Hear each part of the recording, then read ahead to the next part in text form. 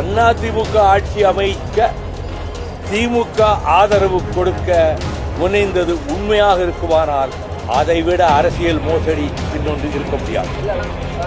விலகிட்டோன்னு சொல்றவங்க, மந்திரி சபையில சேர்ந்துட்டோன்னு சொல்றவங்க, ஆனா திமுக கூட்டணியிலே இருக்கிறோம்னு சொல்றவங்க எனக்கு ஒன்றும் புரியவே மாட்டேங்குது. எனக்கு ஒன்றும் புரியல. மந்திரி சபையிலும் இடம்பெறுவோம், இன்னொரு கட்சியின் கூட்டணியிலும் நீடிப்போம்.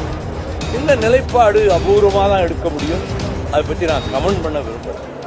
சட்டமன்றத்தில் நடைபெற்ற அந்த விவாதம், உங்களோட பேச்சு, கண்ணி பேச்சு பேசியிருக்காரு. ஒரு மூத்த அரசியல் தலைவராக எப்படி பார்க்குறீங்க? உங்களுடைய பார்வையில் எப்படி இருக்கு? குறுகிய நாட்களுக்குள் தன்னை ஆயத்தப்படுத்திக் கொண்டு வருகிறார்.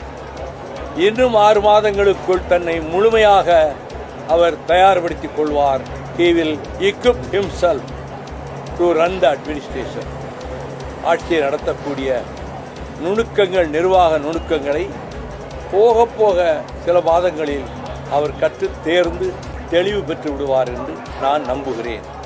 அந்த சைகை செஞ்சாருன்னு சொல்லி ஒரு விமர்சனம் பண்ணுது. முன்னாள் முதல்வராக இருக்கக்கூடிய ஸ்டாலின் அவர்களை கிண்டல் செய்யும் விதமாக ஒரு சைகை செஞ்சார்ன்ற ஒரு பரவலாக பேசப்படுது. அதை நீங்கள் எப்படி பார்க்குறீங்க சார்? எதிர்கட்சி தலைவர்கள் பேசுறது, எதிர்கட்சி தலைவர் பேசுறது, அதை பற்றியெல்லாம் நான் கமெண்ட் அடிக்க முடியுமா?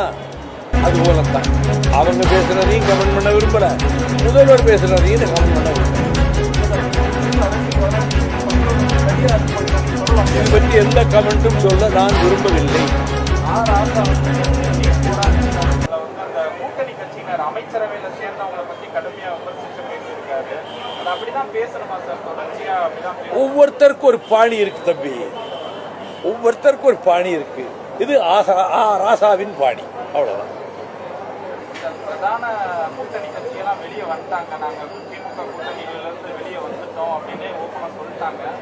மதிமுக உள்ளிட்ட முக்கிய கட்சிகள் மட்டும் திமுக கூட்டணியில் இன்னும்